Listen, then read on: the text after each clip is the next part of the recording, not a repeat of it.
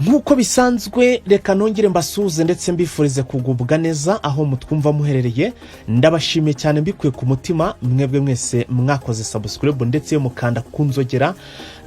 kugira ngo video zacu zikihagera muzajye mubona notification ibabwira ko twashyizeho inkuru muri rusange. Aka kanya rero nkambazaniye amakuru agezweho muri Repubulika ya Demokarasi ya Kongo, amakuru aba yatojwe n'itsinda ryacu rigari ry'abanyamakuru riri muri Repubulika ya Demokarasi ya Kongo mu bice bigiye bitandukanye, by'umwihariko muri zone irimo kuberamo intambara ku murongo w'urugamba muri rusange. Amakuru aravuga ko nubwo hari hashyize igihe kitari gito hibazwa aho uyu mutwe wa M23 waba warerekejwe nyuma yuko urekuye uduce tugiye dutandukanye, ikadusigamo ingabo z'amakuru z'umuryango wa EASA arizo EASERAF. Uyu mutwe wa M23 rero ukaba mu by'ukuri hibazwaga aho waba waragiye, dore ko byanageragejwe kwitabwa cyangwa se igisirikare cya leta ya Kongo FADC gifatanije na leta bagerageje kujya mu mashamba yasabye inyo kureba koko uyu mutwe waba waragezeyo, nkuko abakuru b'ibihugu bya EASA bisabaga ko izi nyeshamba rero zigomba kujya mu gihe zigitegereje ko Antoine Félix Tshisekedi yakwemera imishyikirano ku mpande zombi. Izi nyeshamba rero ntago zigeze zijya muri ara mashamba, kuko ndetse n'ikiza kubinyomoza nuko umuvugizi mukuru w'izi nyeshamba za M23 yatangaje ko ari amashamba batagomba kuyibamo kubera ko ari amashamba ngo abamo inkende ndetse n'inkima n'inyamaswa, kandi bo atari inyamaswa. Ibiro akaba yarabitangaje ndetse biza bishimangirwa n'ijambo ryatangajwe n'umugambi mukuru waruyoboye izi ngabo za EASERAF bwana Major General Jeff Nyagaha, wavuze ko abakusizeho iriya gahunda y'uko bari abagabo bagomba ziranye shamba zigomba kujya muri Sabyinyo basa no batabirengagije ko ririya ari ishamba kandi ari ahantu batigeze bategura kugira ngo haba ikiremwa muntu. Kuva icyo gihe rero M23 yakomeje kugenda iburirwa irengero, ndetse abantu bose bakibaza aho iyi M23 yaba iri bikabayobera, kugeza nubwo na ndetse mu by'ukuri uwitwa Constant Ndima yavuze ko M23 yarekuwe uduce tumwe na tumwe tugiye dutandukanye, ariko ikagira utundi duce ikarizamo ibirindiro,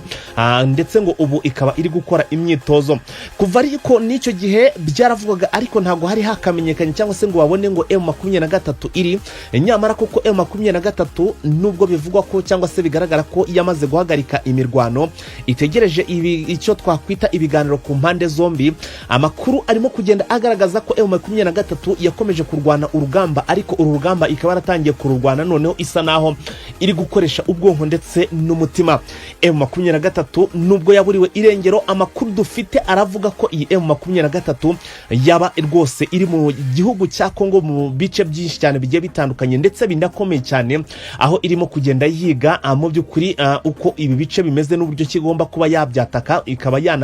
yanabyigarurira muri rusange. Amakuru aravuga ko abarwanyi bamwe ba M23 bari mu mujyi wa Sake, abandi bakaba bari mu mujyi wa Goma ndetse ngo ni Kinshasa bakaba bahari ku bwinshi, bose ngo akaba ariyo bari, aho ngo barimo kugenda babika intwaro mu bice bimwe muri ibyo bice cyangwa se muri imijyi igiye itandukanye, aho bagiye bakoraho ububiko bw'intwaro mu buryo bw'ibanga cyane bukomeye cyane, bakagenda bahastoka intwaro ku buryo bw'ibanga bukomeye cyane,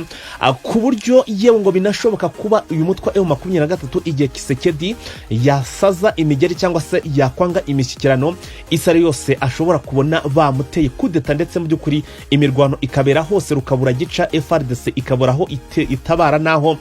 iri bureke. Amakuru akavuga ko M23 ndetse n'ikimenyetso giherutse kugaragara ari uko hari abaturage baherutse gufatwa bafite ibikoresho by'intambara ubwo babyinjizaga muri umujyi wa Goma, ariko biza kugaragara cyangwa se bivuga ko aba barwanyi cyangwa se aba baturage ibi bikoresho mu by'ukuri bisohoye mu mujyi wa Goma. Amakuru akavuga ko aba bari bameze nk'ababyeyi bashayitse cyangwa se bikoreye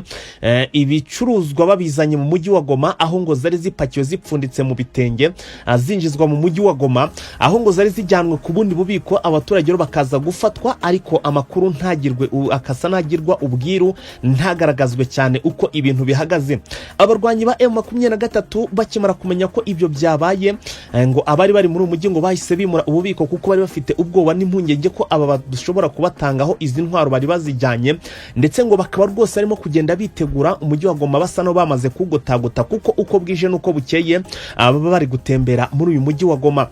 amakuru akavuga ko M23 yiteguye ariyo mpamvu idafite ubwoba habe n'akana gato ko kuba yakwatakwa n'izi ngabo zo mu muryango wa FADC, kubera ko ivuga ko ifite ikigomba guhosha intambara igihe cyose intambara yaba itangiye cyangwa se yongeye kugaruka ku mpande zombi. Amakuru akavuga ko M23 yamaze kwitegura urugamba, ndetse ngo aho uwitwa Sultani Makenga, uyu mugaba mukuru cyangwa se uyu generali w'uyu mutwe M23, ibintu byose ngo arimo kugenda abyorganiza yibere muri teritware ya Nyiragongo ahazwi nka Tongo, mu gace ka Tongo muri groupement ya Tongo niho uyu Sultani Makenga rwose ngo yibereye. Niba ari muri teritwari ya Nyiragongo, yes ngo niho yibereye, aho arimo kugenda akurikirana ibikorwa byose, raporo zose zikamusanga aho ngaho yibereye aho ngaho,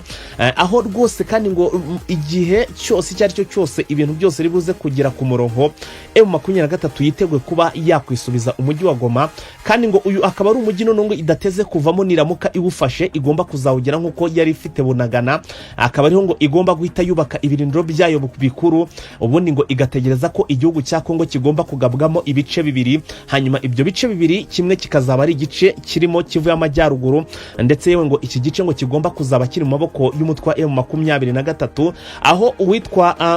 Bertrand Bisimwe ariwe uzaba ayoboye iki gice cya Kivu y'Amajyaruguru muri rusange. Ibintu byose rero bigasa no byamaze gutegurwa, ndetse ngo hakaba hasigaye gusa kuba byashyirwa mu bikorwa, aho uyu mutwa M23 uvuga ko nta gisige habe n'iki n'akana gato, ndetse ngo uyu mutwe ukaba waratangiye kugenda ushaka n'abaterankunga bazatangira kubateza inkunga cyangwa se kubatera inkunga, ndetse bakanagirana n'imikoranire kugira ngo uyu mujyi wa Goma ndetse na Kivu y'Amajyaruguru ibashe kugira iterambere, ku buryo ngo n'Kinshasa ndetse n'abanyekongo bari mu bindi bice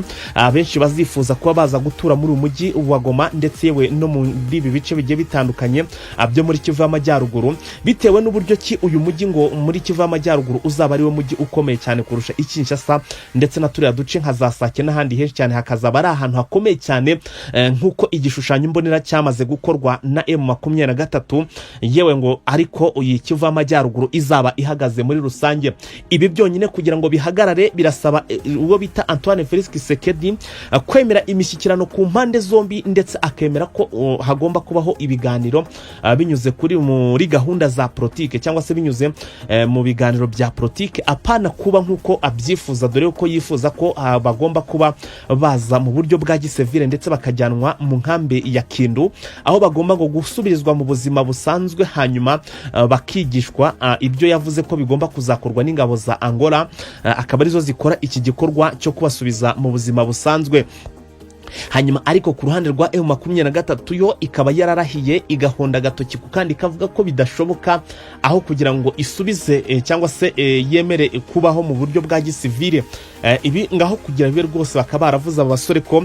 batanga ibishoboka byose, ariko bakakomeza kuba barinda ubusugire bw'igihugu ndetse n'ubwo abaturage bavuga ururimi rw'ikinyarwanda muri rusange. Amakuru aravuga ko nubwo hari hashyize igihe kitari gito hibazwa aho uyu mutwe wa M23 waba warerekejwe nyuma yuko urekuye uduce tugiye dutandukanye,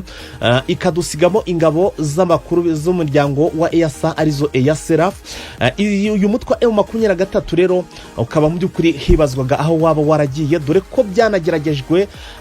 kwitabwa cyangwa se igisirikare cya leta ya Kongo FADC gifatanije na leta bagerageje kujya mu mashamba yasabyinyo kureba ko koko uyu mutwe waba waragezeyo, nkuko abakuru b'ibihugu bya EASA babisabaga ko izi nyeshamba rero zigomba kujya mu gihe zigitegereje ko Antoine Felix Tshisekedi yakwemera imishyikirano ku mpande zombi. Izi nyeshamba rero ntago zigeze zijya muri ara mashamba, kuko ndetse n'ikiza kubinyomoza nuko umuvugizi mukuru w'izi nyeshamba za M23 yatangaje ko ari amashamba batagomba kuyibamo, kubera ko ari amashamba ngo abamo inkende ndetse n'inkima n'inyamaswa, kandi bo atari inyamaswa. Ibiro akaba arabitangaje, ndetse biza bishimangirwa n'ijambo ryatangajwe n'umugaba mukuru wari uyoboye izi ngabo za EASERAF bwana Major General Jeff Nyagaha, wavuze ko abakusizeho iriya gahunda y'uko barabagabo bagomba ziranye shamba zigomba kujya muri Sabyinyo basa no batabirengagiza birengagije ko ririya ari ishyamba kandi ari ahantu batigeze bategura kugira ngo habe haba ikiremwa muntu. Kuva icyo gihe rero M23 yakomeje kugenda iburirwa irengero ndetse abantu bose bakibaza aho iyi M23 yaba iri bikabayobera, kugeza nubwo ndetse mu by'ukuri uwitwa Constant Ndima yavuze ko M23 yarekuwe uduce tumwe na tumwe tugiye dutandukanye ariko ikagira utundi duce ikarizamo ibirindiro, ndetse ngo ubu ikaba iri gukora imyitozo. Kuva ariko n'icyo gihe byaravugaga ariko ntago hari hakamenyekanye cyangwa se ngo babone ngo M23 iri, nyamara koko M23 nubwo bivugwa ko cyangwa se bigaragara ko yamaze guhagarika imirwano itegereje icyo twakwita ibiganiro ku mpande zombi. Amakuru arimo kugenda agaragaza ko M23 yakomeje kurwana urugamba ariko uru rugamba ikaba yaratangiye kururwana noneho isa naho iri gukoresha ubwonko ndetse n'umutima. M23 nubwo yaburiwe irengero, amakuru dufite aravuga ko iyi M23 yaba rwose iri mu gihugu cya Kongo mu bice byinshi cyane bigiye bitandukanye ndetse binakomeye cyane, aho irimo kugenda yiga mu by'ukuri uko ibi bice bimeze n'uburyo kigomba kuba yabyataka ikaba yanabyigarurira muri rusange. Amakuru aravuga ko abarwanyi bamwe ba M23 bari mu mujyi wa Sake, abandi bakaba bari mu mujyi wa Goma ndetse ngo ni Kinshasa bakaba bahari ku bwinshi, bose ngo akaba ariyo bari, aho ngo barimo kugenda babika intwaro mu bice bimwe muri ibyo bice cyangwa se muri imijyi igiye itandukanye, aho bagiye bakoraho ububiko bw'intwaro mu buryo bw'ibanga cyane bukomeye cyane, bakagenda bahastoka intwaro ku buryo bw'ibanga bukomeye cyane, ku buryo yewe ngo binashoboka kuba uyu mutwe M23 igihe Kisekedi yasaza imigeri cyangwa se yakwanga imishyikirano isari yose ashobora kubona bamuteye kudeta ndetse mu by'ukuri imirwano ikabera hose rukabura gica, FADC ikaburaho itabara naho iri bureke. Amakuru akavuga ko M23 ndetse n'ikimenyetso giherutse kugaragara ari uko hari abaturage baherutse gufatwa bafite ibikoresho by'intambara ubwo babyinjizaga muri umujyi wa Goma, ariko biza kugaragara cyangwa se bivuga ko aba barwanyi cyangwa se aba baturage ibi bikoresho mu by'ukuri bisohoye mu mujyi wa Goma. Amakuru akavuga ko aba bari bameze nk'ababyeyi bashayitse cyangwa se bikoreye ibicuruzwa babizanye mu mujyi wa Goma, aho ngo zari zipakiwe zipfunditse mu bitenge zinjizwa mu mujyi wa Goma, aho ngo zari zijyanwe ku bundi bubiko, abaturage rero bakaza gufatwa ariko amakuru akasa ntagirwa ubwiru, ntagaragazwe cyane uko ibintu bihagaze. Abarwanyi ba M23 bakimara kumenya ko ibyo byabaye, ngo abari bari muri umujyi ngo bahise bimura ububiko kuko bari bafite ubwoba n'impungenge ko aba bashobora kubatangaho izi ntwaro bari bazijyanye, ndetse ngo bakaba rwose arimo kugenda bitegura umujyi wa Goma basa no bamaze kugotagota kuko uko bwije nuko bukeye baba bari gutembera muri uyu mujyi wa Goma. Amakuru akavuga ko M23 yiteguye ariyo mpamvu idafite ubwoba habe n'akana gato ko kuba yakwatakwa n'izi ngabo